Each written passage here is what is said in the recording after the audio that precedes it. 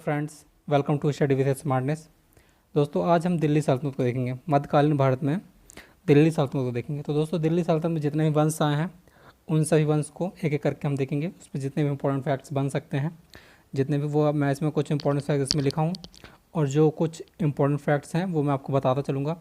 तो दोस्तों, यदि आप हो सके तो आप पेन कॉपी लेके रखिए, जिससे कि आप उनको पॉइंट डाउन कर सकें। ठीक है दोस्तों, यदि यहाँ पे दिल्ली की बात की जाए, दोस्तों इस वीडियो को चालू करने से पहले यदि आप इस चैनल पर नया हैं तो चैनल को सब्सक्राइब कर लीजिए, जिससे आपको आने वाले टाइम पे वीडियो मिल सके। ठीक है, तो दोस्तों दिल्ली की बात करें तो दिल्ली को सब दोस्तों पृथ्वीराज रासो में ढिल्लिस के नाम से जाना जाता था। ढिल्लिस, क्या ढिल्लिस, ठीक है,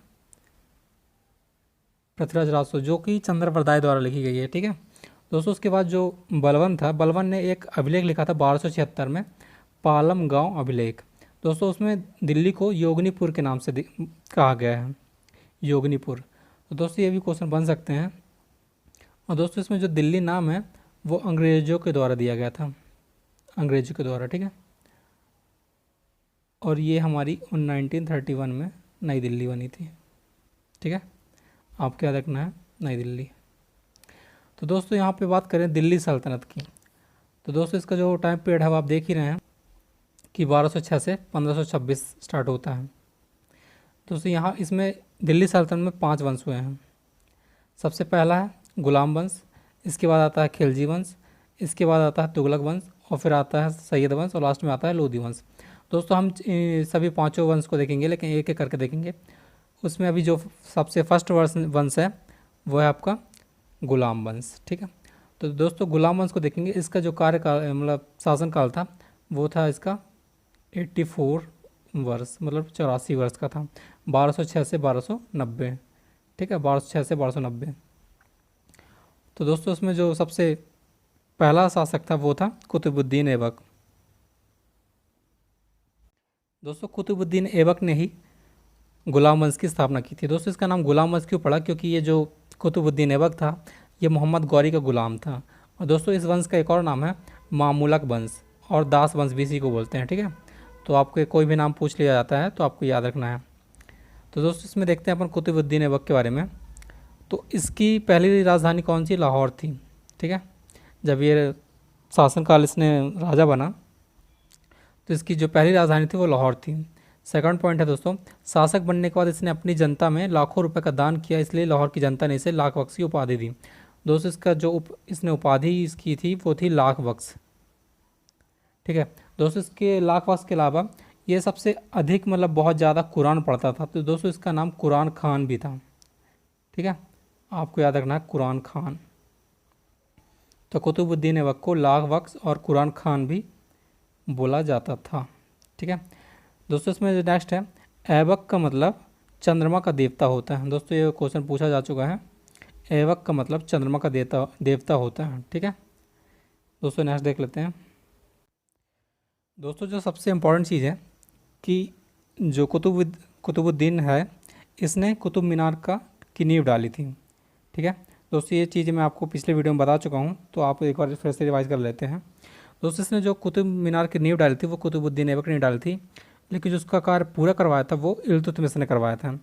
दोस्तों यदि कुतुब मीनार की बात की जाए तो इसमें 3-4 लोग का नाम जुड़ा हुआ है, तो उसके बारे में आपको मैं डिटेल्स बताता हूँ।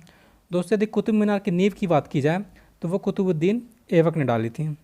ठीक है, लेकिन उसके जो कार्य पूरा करवाने की बात की जाए तो वो इल्तुतमिश ने करवाया था, जो कि कुतुबुद्दीन ऐबक का दामाद था। ठीक है दोस्तों, लेकिन जो इसने कार्य करवाया था वो 4थी मंजिल तक करवाया था। ठीक है दोस्तों, इसमें जो 5वीं मंजिल बनवाई थी वो फिरोज शाह तुगलक ने बनवाई थी। आपको यदि पूछा जाता है तो फिरोज शाह तुगलक ने 5वीं मंजिल बनवाई थी और उसकी मरम्मत करवाई थी। ठीक है, जो उसका थोड़ी सी टूट फूट हो गई थी। और दोस्तों इसमें जो लास्ट नाम आता है वो आता है सिकंदर लोदी का। दोस्तों सिकंदर लोदी वही है जिसने आगरा शहर बसाया था। ठीक है, आपको याद रखना है। तो दोस्तों कुतुब मीनार से 4 शासकों का नाम जुड़ा हुआ है। पहला कुतुबुद्दीन ऐबक जिसने नींव डाली, सेकंड है उसका काम जो पूरा करवाया इल्तुतमिश, और थर्ड है फिरोज शाह तुगलक जिसने 5वीं मंजिल उसमें जोड़ी, और जो लास्ट में आता है वो होता है सिकंदर लोदी। सिकंदर लोदी ने उसको दोबारा से उसकी पूरी मरम्मत करवाई थी। ठीक है, तो दोस्तों आपको ये पूरे याद रखने हैं। और दोस्तों इसके बारे में एक और चीज़ मैंने आपको बताई थी पिछले वीडियो में कि इसने कुब्बत उल इस्लाम मस्जिद बनवाई थी, जो भारत की पहली मस्जिद थी। कुब्बत उल इस्लाम मस्जिद बनवाई थी, ठीक है। तो दोस्तों यदि ये पहली मस्जिद कुब्बत उल इस्लाम थी तो पहला मंदिर कौन सा था? तो दोस्तों आपको याद रखना है, दिल्ली में ही एक मंदिर है लोटस टेम्पल, लोटस टेम्पल, ठीक है। तो आपको याद रखना है दिल्ली में लोटस टेम्पल है, वो जो कि पहला मंदिर कहा जाता है। और दोस्तों जो पहला चर्च है वो सेंट स्टीफन चर्च है, जो कि केरला में है। तो आपको याद रखना है सेंट स्टीफन, ठीक है, सेंट स्टीफन चर्च है जो कि केरला में है। चलिए दोस्तों नेक्स्ट देख लेते हैं अब इसमें। दोस्तों इसमें बोल रहा है कि यह इतिहास का पहला शासक था जिसने कभी भी सिंहासन पर इस्तेमाल नहीं किया। दोस्तों क्योंकि ये हमें इस वंश का नाम ही गुलाम वंश था, ये हमें से दूसरों के गुलाम थे, मतलब मोहम्मद गौरी के गुलाम थे, इसलिए इसने कभी शासक नहीं किया, मतलब शासक बन के शासन नहीं किया है, हमेशा इसने गुलाम बन के ही शासन किया, एक तरीके से सेनापति के रूप में कार्य किया है, ठीक है। नेक्स्ट है दोस्तों, इसने अपने गुलाम इल्तुतमिश को बदायूं का राज्यपाल नियुक्त किया, ठीक है। दोस्तों आपको याद रखना है बदायूं, इल्तुतमिश जो कि उसका दमान था, ठीक है। 1210 ईस्वी में चौगान खेलते हुए घोड़े से गिरकर इसकी मृत्यु हुई थी दोस्तों। इसका मकबरा लाहौर में है, जो कि अभी पाकिस्तान में है, ठीक है। तो ये इंपॉर्टेंट क्वेश्चन है, लाहौर। 1210 में इसका बेटा आराम सा गद्दी पर बैठा था, आराम सा। और 1211 में इल्तुतमिश ने आराम शाह की मृत्यु की और गुलाम वंश का अगला शासक बन गया। दोस्तों जो इल्तुतमिश था यही इसका गुलाम वंश का वास्तविक संस्थापक माना जाता है, क्योंकि दोस्तों ये जो कुतुबुद्दीन ऐबक था ये अधिक टाइम तक नहीं था, मुश्किल से 4 साल तक रहा, 1206 से 1210, लेकिन जो उसका पूरा कार्यभार संभाला था इल्तुतमिश ने, इसलिए इसको वास्तविक संस्थापक बोला जाता है, ठीक है। तो चलिए दोस्तों हम नेक्स्ट देख लेते हैं इल्तुतमिश के बारे में। दोस्तों इल्तुतमिश का जो टाइम पीरियड था वो था 1211 से 1236 तक, ठीक है, आपको याद रखना है। दोस्तों यह भारत का पहला सुल्तान था, क्योंकि इसे सुल्तान की उपाधि खलीफा से प्राप्त हुई थी। दोस्तों ये खलीफा थे जो कि बगदाद में इनका रहन सहन था, ठीक है। तो दोस्तों ये इन्होंने क्यों उसको सुल्तान की उपाधि दी थी? क्योंकि दोस्तों इसने अपनी जो कुतुबुद्दीन ऐबक के टाइम पे जो राजधानी थी वो लाहौर में थी, लेकिन इसने क्या किया था कि इसने अपनी राजधानी को परिवर्तित करके दिल्ली ले आया था। तो इस बात से खुश होकर खलीफा ने इल्तुतमिश को सुल्तान की उपाधि दी थी।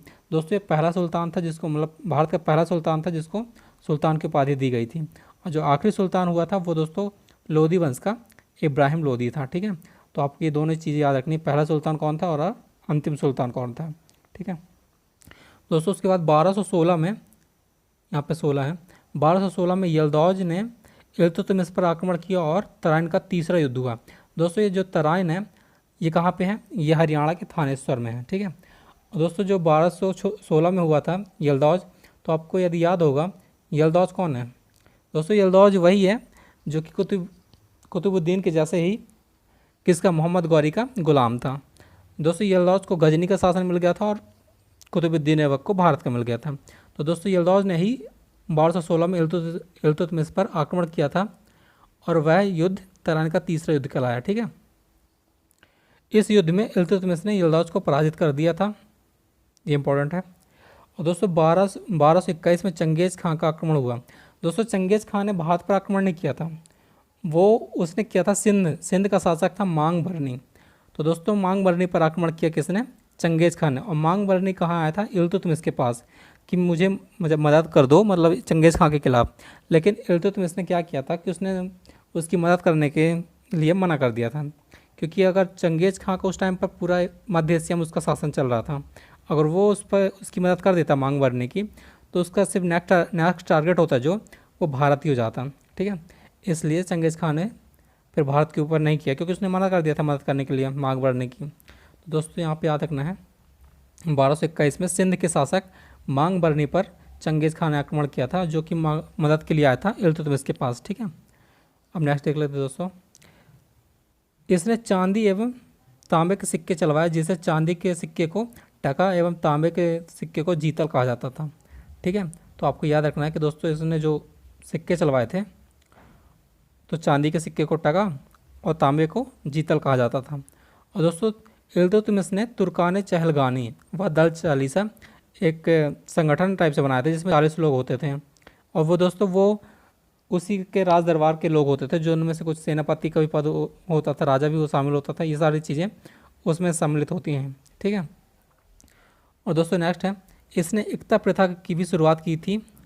प्रांत युद्ध में जीते गए जमीनों को सैनिकों में बांट दिया जाता था। दोस्तों जैसे कोई राज्य शासन के लोग जीत जाते थे तो वो चीज़ें उसके सैनिकों में बांट दी जाती थी, तो वो चीज़ कहलाती थी एकता प्रथा। इक्तेदार कहलाते थे तथा कर वसूलने को इक्तेदारी कहा जाता था, ठीक है। तो उन जो क्षेत्र था उसमें जो कर वसूलने की जो प्रथा थी उसको इक्तेदारी कहा जाता था, ये बोल रहे हैं। और दोस्तों ये मैंने आपको बता ही चुका है कि 1229 में इल्तुतमिश ने कुतुब मीनार का निर्माण पूरा करवाया तथा इसने अपनी राजधानी को लाहौर से दिल्ली स्थानांतरित किया और इसी की वजह से खलीफा ने सुल्तान की उपाधि दी, ठीक है। दोस्तों इल्तुतमिश ने अपना उत्तराधिकारी अपनी बेटी रजिया को घोषित किया, लेकिन रजिया ना बनकर उसका जो बेटा था रुकनुद्दीन फिरोज शाह, ठीक है, तो वो बन गया था राजा। तो देख लेते हैं आगे। 1236 में इल्तुतमिश की मृत्यु हो गई और इसका मकबरा दिल्ली के कुतुब मीनार परिसर में है, ठीक है। तो दोस्तों आपको याद रखना है, क्योंकि ये बहुत इंपॉर्टेंट होता है कि जो मकबरे होते हैं वो बहुत पूछे जाते हैं, तो आपको याद रखना है इसका जो मकबरा था वो दिल्ली में है। 1236 में इल्तुतमिश की घोषणा के विरुद्ध जाकर इसका बेटा रुकनुद्दीन फिरोज शाह सिंहासन पर बैठा, जिसको बाद में हटाकर 1236 में ही उसकी जो बेटी है रजिया सुल्तान वो शासन करने लगती है, जो कि दिल्ली सल्तनत की पहली महिला शासिका होती है, ठीक है। तो दोस्तों आपको ये दोनों चीज़ याद रखनी है। अब दोस्तों इस वंश में जो मोस्ट इम्पॉर्टेंट शासक हुए उनके बारे में देखते हैं, ठीक है। तो इसके बाद जो मोस्ट इम्पॉर्टेंट हुई वो रजिया सुल्तान हुई, इसलिए अब अपन रजिया सुल्तान के बारे में देखेंगे। तो चलिए दोस्तों रजिया सुल्तान का जो टाइम पीरियड है वो है 1236 से 1240, ठीक है। यह दिल्ली की प्रथम एवं एकमात्र महिला शासिका थी। दोस्तों यह इल्तुतमिश की पुत्री थी। दोस्तों यदि करंट सिचुएशन देखा जाए तो आज भी महिलाओं को आगे आने के लिए बहुत से स्ट्रगल करना पड़ता है, लेकिन यह इतने बहुत पुराने टाइम में यह महिला शासिका बन गई थी। तो लोगों जो इसके लोग थे जो इसके दरबार में, उनको भी यह पसंद नहीं आ रहा था कि उनके ऊपर एक महिला शासिका है। जैसे इसके जो पिता इल्तुतमिश ने जो दल चालीसा बनाया था 40 लोग का, उनको भी यह नहीं पसंद आया था। वह चाहते थे कि इनके जो राजा बने वो कोई पुरुष बने, ठीक है। तो इसका जो भाई था बहराम शाह, वह उसके सपोर्ट में थे दल चालीसा, ठीक है। लेकिन यह राजा बन गई थी क्योंकि ये बहुत ही शक्तिशाली एक बहादुर महिला थी, ठीक है। इसने क्या किया था, एक्तगीन को बदायूं का इख्तियार बनाया था, सेकंड अल्तुनिया को भटिंडा का इख्तियार बनाया था, और इसके राज्य में एक व्यक्ति था याकूत खान, इसको इसने क्या किया था, आमिर आखुर बना दिया था, जो कि शाही अस्तबल का मंत्री कहलाता था उस टाइम पर। दोस्तों इसके बारे में एक बात बोली जाती थी, साहित्य में ऐसा है कि रजिया सुल्तान का जो प्रेमी इसको कहा जाता था, क्योंकि इसके और रजिया सुल्तान के संबंध ऐसे माने जाते हैं, जो कि जो दल चालीसा था उसको बहुत ही मतलब पसंद नहीं थे ये सब चीज़ें। और इसके जो धार्मिक गुरु होते हैं दोस्तों, जिनको उलेमा कहा जाता है, उलेमा आपको याद रखना, जो कि उनके धार्मिक गुरु को उलेमा कहा जाता था, वह भी इस चीज़ की क्या बोलते हैं मंजूरी नहीं देते थे। तो दोस्तों क्या होता है, 1240 में अल्तुनिया ने रजिया सुल्तान के खिलाफ विद्रोह किया। दोस्तों इसने ऐसे ही विद्रोह नहीं किया था, इसका जो भाई था रजिया सुल्तान का बहराम शाह, उसने अल्तुनिया को सपोर्ट किया था, मतलब फिर उसके सपोर्ट में अल्तुनिया ने आक्रमण किया था। तो 1240 में इसने विद्रोह किया और अल्तुनिया ने याकूत खान की हत्या की और रजिया सुल्तान को कैद कर लिया, ठीक है। और यहाँ पे जो इसका शासनकाल हो गया वो बहराम शाह का हो गया और दल चालीसा उसके सपोर्ट में आ गए थे। तो दोस्तों इसने क्या किया रजिया सुल्तान ने कि जब वो कैद में थी तो वह अल्तुनिया से उसको मतलब समझाती है और उससे क्या करती है, उससे शादी कर लेती है अल्तुनिया से। फिर अल्तुनिया का सपोर्ट लेकर वह वापस अपना शासन प्राप्त करना चाहती हैं, लेकिन ऐसा नहीं हो पाता है। इस विद्रोह के बाद 1240 में दल चालीसा व बहराम शाह ने रजिया सुल्तान और अल्तुनिया दोनों की हत्या करवा देते हैं, कहाँ, कैथल में। दोस्तों कैथल कहाँ पे है, ये हरियाणा में है, हरियाणा के थानेश्वर में है, ठीक है। तो आपको याद रखना है थानेश्वर में कैथल नाम की एक जगह है, कैथल में उन दोनों की हत्या करवा देते हैं। दोस्तों रजिया सुल्तान का मकबरा है जो हरियाणा के कैथल में है, ठीक है। और दोस्तों इसका जो मकबरा बनवाया किसने था, तो दोस्तों इसके जो मकबरा बनवाया था इसके भाई, एक चचेरा भाई था अलाउद्दीन मसूद शाह, तो उसी ने इसका जो मकबरा बनवाया था वो बनवाया था, ठीक है। तो आपको याद रखना है। दोस्तों नेक्स्ट देखते हैं इसके बारे में अपन। दोस्तों बहराम शाह, इसके बारे में कोई इंपॉर्टेंट तथ्य नहीं मिलते हैं, बस यही है कि इसने इसकी हत्या करवाई थी। उसके बाद दोस्तों नेक्स्ट आता है जो आता है नसरुद्दीन महमूद। तो दोस्तों यह राज्यपाट से बहुत दूर रहता था, तो उसने क्या किया था, इसने दूसरे बलवन को अपना वजीर नियुक्त किया था, ठीक है, इसके बारे में, और बलवन को उलुग खां की उपाधि दिया था। इसके बारे में दो ही फैक्ट आते हैं कि इसने बलवन खां को उलुग खां की उपाधि किसने दिया था, तो वह नसरुद्दीन महमूद ने देखा था। और दोस्तों इसके बाद जो इम्पोर्टेंट नाम आता है वो आता है बलवन का, तो अपन बलवन के बारे में देखते हैं, ठीक है। मैंने इन सब के नाम लिखे हैं जिससे आपको सेकंड्स याद रहे कि इसके बाद कौन सा है शासन, ठीक है। तो चलिए बलवन को देख लेते हैं। दोस्तों जो गयासुद्दीन बलवन था, इसका जो टाइम पीरियड था वो 1265 से 1287 के बीच में था, ठीक है। सुल्तान बनने के बाद बलवन ने दल चालीसा का अंत किया, मतलब जो इल्तुतमिश ने दल चालीसा का पद बनाया था उसको अंत किसने किया, तो वो बलवन ने किया। दोस्तों इसको आपको दोनों ही याद रखने हैं कि दल चालीसा का अंत किसने किया और उसको स्टार्ट किसने किया था, इल्तुतमिश ने और बलवन ने। वैसे ही जैसे पर्दा प्रथा को शुरुआत किया था इल्तुतमिश ने, और उसका जो अंत किया था उसी की बेटी रजिया सुल्तान ने किया था, ठीक है। तो नेक्स्ट है, बलवन ने दिल्ली में लौह एवं रक्त की नीति अपनाई थी।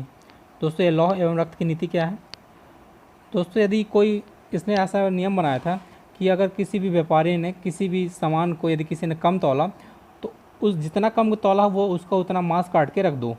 ये लौह एवं रक्त की नीति अपनाई थी बलवन ने, ठीक है, बाजार व्यवस्था में। दोस्तों नोट में यहाँ पर लिखा है, जर्मनी में लौह एवं रक्त की नीति किसने अपनाई थी, बिस्मार्क ने अपनाई थी। तो आपको ये दोनों याद रखने हैं। दोस्तों इसी ने सजदा एवं पावनेस प्रथा चलाई थी और औरंगजेब ने इसे ख़त्म किया। दोस्तों ये सजदा एवं पावनेस क्या है, दोस्तों जैसे आप देखे होंगे कि जैसे जो लोग आते थे दरबार में वो पहले आकर सीधे हाथ चूमते थे और पैरों में झुककर नमस्कार करते थे। तो दोनों दोस्तों ये जो प्रथाएं थी वो उन्हीं को बोला जाता था सजदा एवं पाबोस, ठीक है। तो आपको यह दोनों याद रखना है। बलवन ने नवरोज़ त्यौहार को मनाने की शुरुआत की थी, जो कि एक फ़ारसी नववर्ष त्यौहार था, और इसको औरंगजेब ने ख़त्म किया था, ठीक है। तो आपको दोनों ही याद रखने हैं कि नवरोज़ त्यौहार को किसने स्टार्ट किया था, बलवन ने, और इसको ख़त्म किसने किया था, औरंगजेब ने।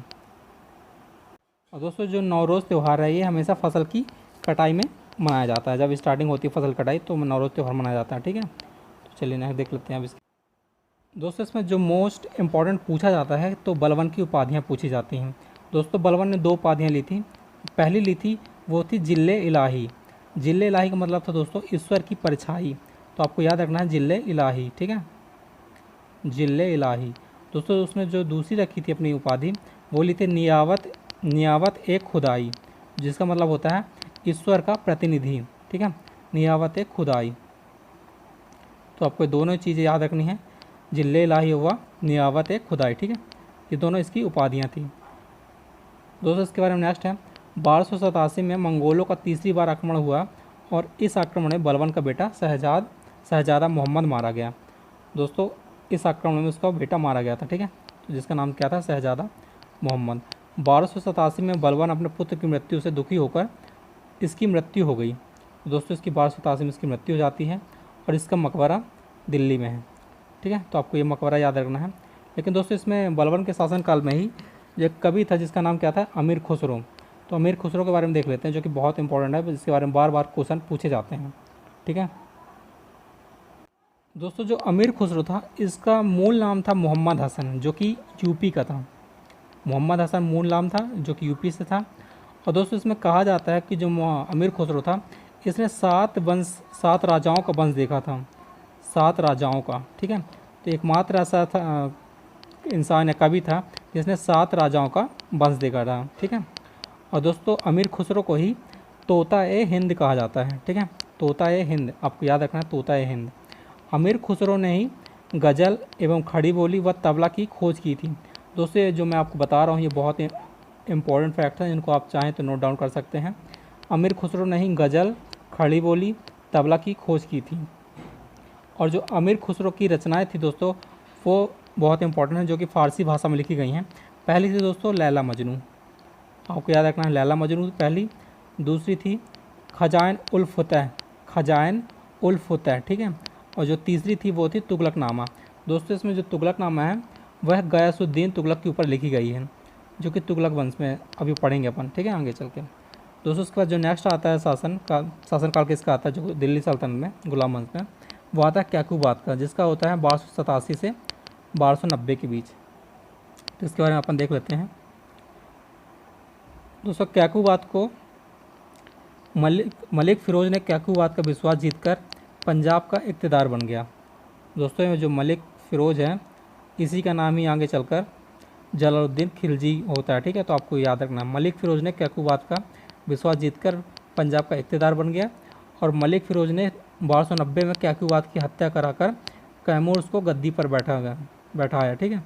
और 1290 में कैमूर्स को मलिक फ़िरोज़ द्वारा गद्दी से हटाया गया और उसकी हत्या कर दी गई थी। और उसके बाद मलिक फ़िरोज़ खुद गद्दी पर बैठ गया था और वहाँ से उसने खिलजी वंश की स्थापना की थी। तो दोस्तों ये दोनों ही फैक्ट आपको याद रखने हैं। और दोस्तों ये जो खिलजी वंश का जो मलिक फ़िरोज़ था यह एक तुर्क था, ठीक है। तो आपको ये दोनों ही याद रखने हैं।